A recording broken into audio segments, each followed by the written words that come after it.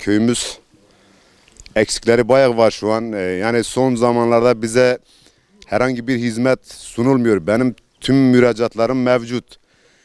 Dille veya yazıyla yetkililerimize ben bildirdim ama maalesef son zamanlarda bize hiçbir hizmet sunulmadı, yapılmadı. Kanalizasyon çünkü bizim köyümüzün içme suyu yani bizim göz bebeğimiz. Evlerimiz hep üst taraflarda olduğu için pozitif çukurları üst taraflarında, yani bunlar ister istemez ilkbahar yağmurlarında sızıntı yapar. Çeşmemizin suyuna bulaşıyor. Bundan dolayı ben bunu Sayın Kaymakamımıza da ilettim, söyledim. Karodaşlı köyün içindeki yollar yapılması için ben müracaatta bulundum. Ondan sonra zaten ara yolumuzda ben 2 senedir müracaat ediyorum. Yamalar yapılmıyor. Bunlar da yapılmamaktadır. Ben kendi imkanlarımla geçen sene çocuklarla beraber köylüler de biliyor. Bunu götürüp o çukur olan yerleri harçla doldurmuşum ama maalesef bunları yapamıyoruz kendi imkanlarımızla. Çevre köylerde kanalizasyon da bir kısmında yapıldı. Artı parke taşı da yapıldı. Şu an bizde hiçbiri de yok. Bizim köy şu an 22 hane. Daha önce 15 haneydi, şu an 22 bak. Hızla köylere artık geri dönüşler oluyor. Köyümüz de gelişmektedir. İçme suyunda bir sıkıntımız var. Ben yedek depo istedim. Akar bir suyumuz bulundu. Onu da ben müracaat ettim. Onun da yapılmasını istiyoruz yetkililerimiz tarafından ama maalesef bu sene hiçbir icraat yok. Bizim dediğim gibi tarım açısında da bir sıkıntı yaşıyoruz. Biz ekip biçiyoruz ama maalesef döver biçerlerde sıkıntı yaşıyoruz. Gelmiyorlar, işte yolları yok, bilmiyorum vesaire vesaire. Bundan dolayı çok büyük sıkıntılar biz de yaşamaktayız. İşte bizim de bu arazilerimizin yolları yapılmasını istiyoruz. Bazı köylerde mesela ben bugün daha yeni gittim, gördüm. Artı hem arazi yollarını yapmışlar.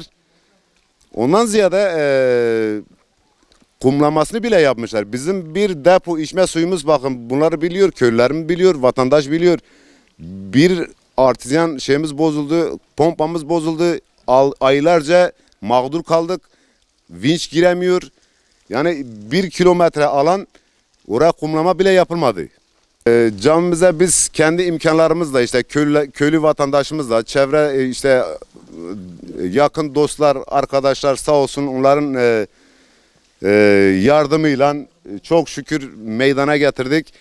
Ama devlet buna da hiçbir el atmadı. Ben müracaatta bulundum, evrakları gönderdik, Diyanet Vakfı'na gönderdik. Oradan da bize bir yardım gelmedi. Ondan ziyade şu an bizim imam evi, lojmanımız yok. Malumunuz, biliyorsunuz, malzeme her şey başına almış gidiyor. Köylü artık buna da gücü yetmiyor. Biz kendimiz yapamıyoruz. Bak, imamımız gelmiyor. Camimiz inşa ettik, bitirdik ama maalesef imam gelemiyor. Çünkü lojman olmadığından dolayı gelemiyor yani. Biz de bu konuda çok büyük sıkıntılar yaşıyoruz.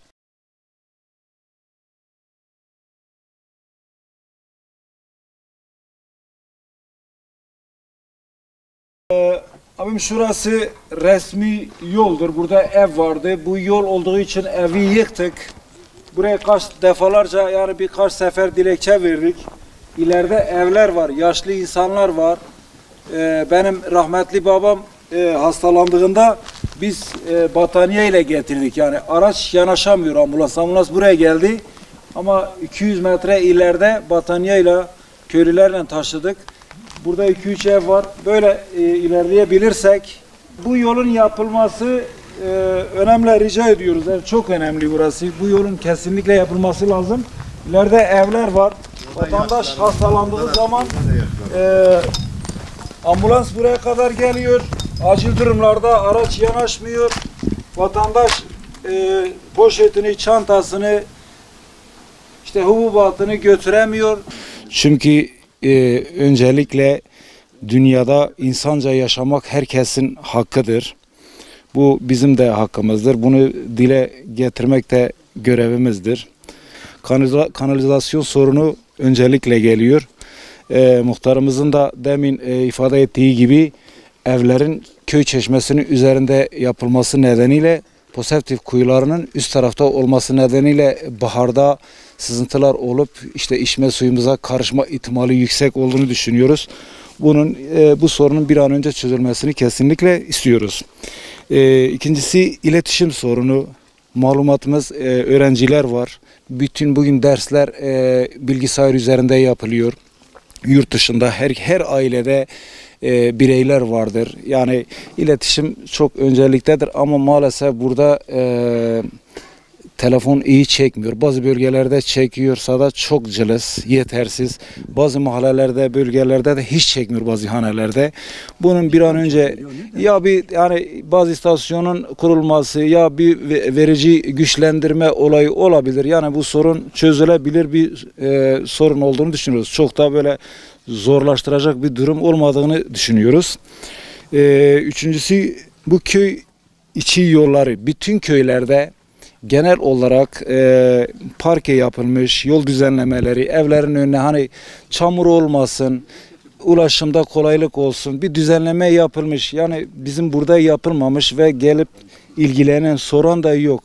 Varsa böyle bir kanun, biz de bu kanundan faydalanmak istiyoruz. Dördüncüsü köyün alt tarafında, bizim köy biraz rakım olarak yüksek olduğu için yazın biraz kuraklık ön plandadır. Yani biraz daha fazla hayvanlar susuz kalıyor. Köyün dibinde büyük bir dere var. Orada bir gölet yapılabilir. Yapılırsa yani güzel olur diye düşünüyoruz. Çocuk parkı yazın köy bayağı kalabalıklaşıyor. Dışarıdan çocuklar geliyor. İşte şurada burada oynuyorlar. Kimi aileler rahatsız oluyor. Çocuklar sıkıntı yaşadığı için çocuk parkı. Ben okula gidiyorum. Mesela köyümüzde internet çekmiyor. İnternet yapılmasını istiyoruz, öneriyoruz. Derslerimize çalışamıyoruz üstü. Onun için internet olsa çok güzel olur. Kışında ulaşımda sıkıntı oluyor. İnternetimiz çekmediği için derslere fazla giremiyoruz. Mesela okullar bu pandemiden dolayı kapandı ya. Evden mesela canlı yayınlara katılamadık. Derslerimizden geri kaldık. Yani bu düzeltilse çok güzel olur yani. Köy içi parkı olsa yani çok hoş olur. Biz kışın okula çamur ayaklarımız çamur olarak gidiyoruz mesela. Parkı olsa köylerin içi temiz, hem temiz olur hem de rahat gidip gelebiliriz yani. Sorunumuz nedir abi? 3 sorunumuz, ekseri önemli sorunumuz var. Bak şu yollarımıza bile çıkamıyoruz. Kışın, yazın da zorluk çekiyoruz. Bir de zaten ana yollarda kötü. 2, bir de kanalizonumuz çok kötü. Yani evleri içinde ta belediyeyi çağırıyoruz, kovacılarda getiriyoruz, şeyleri temizliyoruz. Ondan sonra telefonumuz olmuyor abi. Yani telefon o kadar yüklüyoruz her ay. Bakıyoruz bitti, hiç konuşmuyoruz bile. Sorunumuz çok yani. Bakın işte bu bizim çok eski mezarlık. Mezarlığın işte burada gittikçe yıkılmakta. Bu toprak kayması olunca bak burada boyun kemikleri halen işte bacak kemikleri göründüğü gibi hepsi mevcut. Ben ilk afet işte buraya bu konuları yaptığı zaman bu torpağı burada aldı. Ben dedim almayın bu torpağı. Bu yol gider. Dedi biz yapacağız. Buraya dedi illa isnat duvarı yapacağız dedi. Ses gelen olmadı. Ben gitti bir sefer ilafata adamlar 2 tane mühendis gönderdi. Mühendisler geldi baktılar. Dedi buraya isnat duvarı illa olacak. Dedi bu yol gidip bitecek dedi. Yine gelmediler. Ben 2. sefer gittim. Müdüre yine söyledim. Müdür dedi ben gelip bakacağım. Müdür kendisi geldi bizzat davra durdu baktı. Ya dedi buranın sami kuvvetli dedi bir şey olamaz. Ya dedim adamlar torpak almasaydı bir şey olamazdı. Bak yar oldu bu yarı şimdi yazda dedim. Yarı kış oldu don attıysa bu yıkıla bu yol gidip bitirecek. Yol asfalt da olmadı. Asfalt taraftar oldu burası dedi. Bu gidip bitecek dedi buraya nasıl asfalt edecek. Onu da yapmadılar. Sonra yukarıya kadar geldi.